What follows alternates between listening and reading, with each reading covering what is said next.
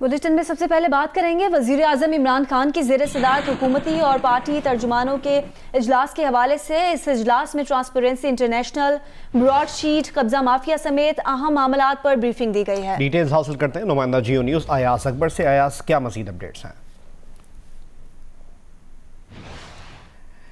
वज़ीर आज़म इमरान खान की ज़ेर सदारत हुकूमती और पार्टी तर्जुमानों के इजलास की डिटेल्स हासिल करते हैं नुमाइंदा जियो न्यूज़ अयास अकबर यूसुफजई से।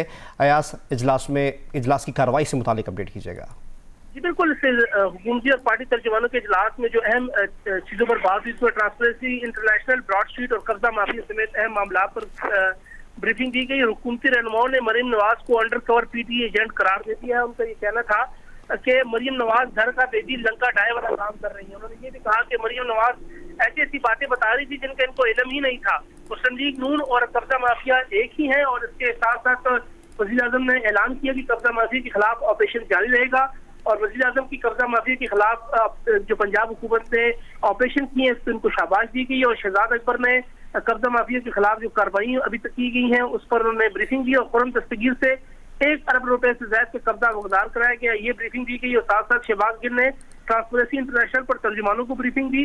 उन्होंने वज़ीर आज़म ने ट्रांसपेरेंसी इंटरनेशनल की रिपोर्ट का खैर मकदम भी किया और ट्रांसपेरेंसी इंटरनेशनल 2017-18 का जो डाटा हासिल किया है, वज़ीर आज़म ने कहा कि इसका उर्दू तर्जुमा करवाएं ताकि इनको पता चल जाए। उन्होंने ये भी कहा कि ब्रॉडशीट के मामले पर जो है वो जो कमीशन बनाया गया है जस्टिस रिटायर अजमत शहीद की सरबराही में, उन्होंने कहा वो तहकीकात कर रहे हैं और यही तहकीकात करते रहेंगे। उन्होंने उस चीज पर डट गए। जो अपोजिशन चाहती है कि वो उनको हटाया जाए या किसी और को बनाया जाए, वज़ीर आज़म ने कहा कि यही रहेंगे। उन्होंने कहा कि जस्टिस अजमत शहीद एक मौजूद और अच्छी शरीयत वाले जज रहे हैं और साथ साथ शोहरत वाले जज रहे हैं। और साथ साथ उन्होंने कहा कि नैब में जरदारी के खिलाफ इंक्वायरी कर रहे थे उस वक्त भी जस्टिस अजमत।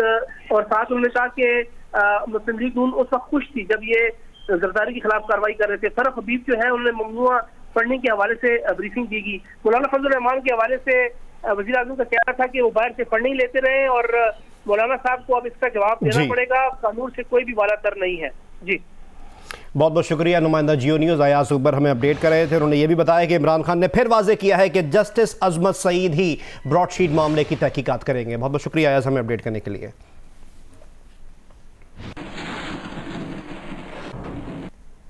पाकिस्तान में करप्शन गुज़िश्ता बरस के मुकाबले में बढ़ गई है। ट्रांसपेरेंसी इंटरनेशनल ने करप्शन से मुतालिक आलमी फहरिस्त पर मबनी रिपोर्ट जारी कर दी है। 180 मुल्कों की फहरिस्त में 4 दर्जे बदतरी के बाद पाकिस्तान का रैंक 124 जबकि स्कोर 31 हो गया।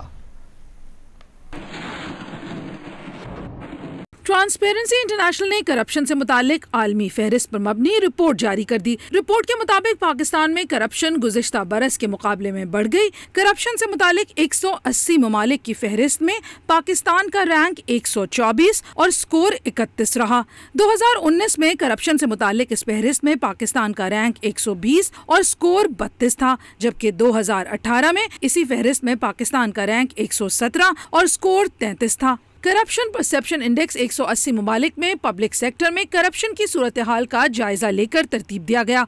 करप्शन से पाक ममालिक में 88 स्कोर के साथ डेनमार्क और न्यूजीलैंड सरे फहरिस्त रहे। शाम, सोमालिया और जनूबी सूडान बदतरीन करप्ट ममालिक रहे जो सिर्फ 14 पॉइंट्स हासिल कर सके। 40 पॉइंट्स के साथ भारत का नंबर 86 रहा, जबकि 67 स्कोर के साथ अमेरिका 25वें नंबर पर रहा। रिपोर्ट में कहा गया है कि दुनिया के मुख्तलिफ ममालिक में कोरोना वबा से निमटने के लिए इक़दामात की राह में करप्शन सबसे बड़ी रुकावट है। मुसलसल बदउनवानी सेहत के निज़ाम को नुकसान पहुँचा रही है और जमहूरी निजाम को पीछे धकेल रही है।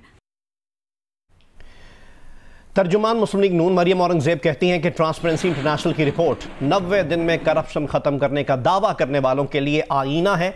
दूसरों को चोर चोर कहने वाले फरिश्तों के दौर में मुल्क करप्ट तरीन हो गया। नून लीग की रहनुमा आज़मा बुखारी ने कहा कि कोई शर्म, कोई हया, अपने अंपायर खड़े करके मैच खेलने का वक्त गुजर चुका।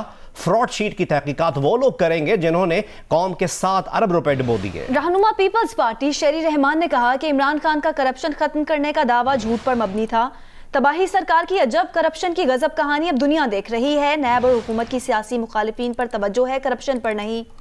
मुस्तफा नवाज खोकर ने कहा ट्रांसपेरेंसी इंटरनेशनल की रिपोर्ट ने इमरान खान हुकूमत के झूठे दावों का पोल खोल दिया।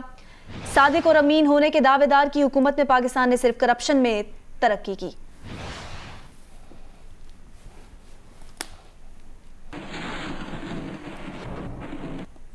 जबकि वफाकी वजीर फवाद चौधरी ने करप्शन बढ़ने का जिम्मेदार सूबाई महकमों को करार दे दिया है। गवर्नेंस की बेहतरी के लिए 18वीं तरमीम और NFC पर नजरसानी की तजवीज़ भी दी है और कहा कि तमाम सूबाई महकमों की कारकर्दगी देखें तो मसाइल हैं, सब इशूज वफाक के खाते में डाल दिए जाते हैं। वजीर आजम के मुआविन खुसूसी शहबाज गिल ने कहा कि यह नवाज शरीफ जमाने की करप्शन का इंडेक्स है। रिपोर्ट में लगाया गया डाटा 2017 और 2018 में पब्लिश हो चुका है। रिपोर्ट पर पटवारी खुशियां मना रहे हैं। उन्होंने मजीद कहा कि रिपोर्ट इंग्लिश में है, तर्जुमा होगा तो पता चलेगा कि आप फिर पकड़े गए।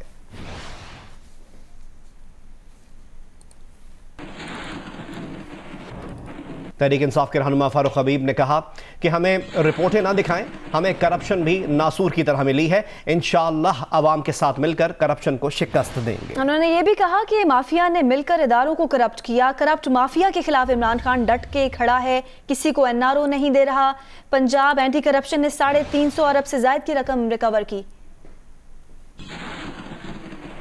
माफियाज ने इस मुल्क के हर इदारे को करप्ट किया है कि परवेज मुशर्रफ वर्दी में थे, इदारे उनके नीचे थे, लेकिन मुशर्रफ इनके आगे नहीं खड़ा हो सका। इनके दबाव के आगे इनको NRO देना पड़ा। यहां तो इमरान खान डट के खड़ा है, NRO नहीं दे रहा। सूबा पंजाब की एंटी करप्शन ने इनसे 300-350 अरब से जायद के पैसे रिकवर किए हैं। तो लिहाजा हमें इन रिपोर्टों के मुतालिक ना बताएं। हमें करप्शन भी एक चैलेंज की सूरत में मिला है, एक नासूर की सूरत में मिला है। इंशाअल्लाह हम पाकिस्तानी कौम के साथ मिलके इसको भी शिकस्त देंगे।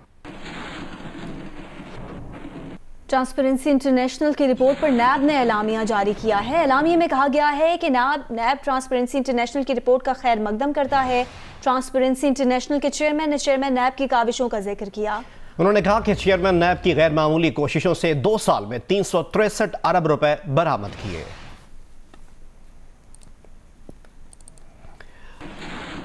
दीगर खबरें शामिल करें और आपको बताएं कि सुप्रीम कोर्ट ने डैनियल पर्ल केस के मुलजिम उमर अहमद शेख को रिहा करने का हुक्म दे दिया। अदालत ने रिहाई के खिलाफ सिंध हुकूमत की अपीलें मुस्तरद कर दी। अदालत ने कहा, सिंध हुकूमत का इल्ज़ाम है उमर शेख ने भारतीय वजीर खारजा बनकर कॉल की, साबित भी तो करें। उमर शेख की आसिफ जरदारी और जनरल परवेज कियानी को जेल से की गई कॉल का बताएं। ये भी कहा गया कि कॉल के 12 साल बाद आपको याद आ रहा है कि अभी तक डेटा ही इकट्ठा नहीं हुआ। ये सरसरी मालूमात हैं, ठोस शवाहिद अदालत के सामने रखें। जस्टिस मुशीर आलम की सरबराही में 3 रुकनी बेंच ने 2-1 की अक्सरियत से फैसला सुनाया।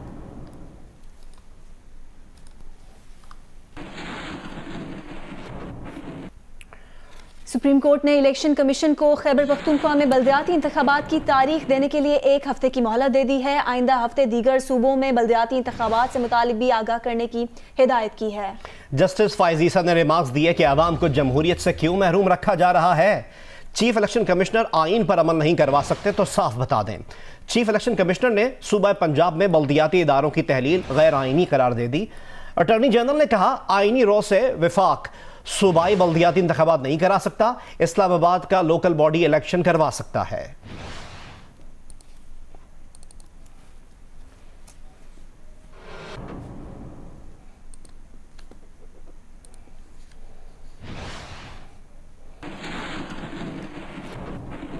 कराची टेस्ट से मुतालिक आपको अपडेट करें। कराची टेस्ट के तीसरे दिन पाकिस्तान के खिलाफ जनूबी अफ्रीका ने दूसरी इनिंग्स में एक खिलाड़ी के नुकसान पर 112 रन बना लिए हैं।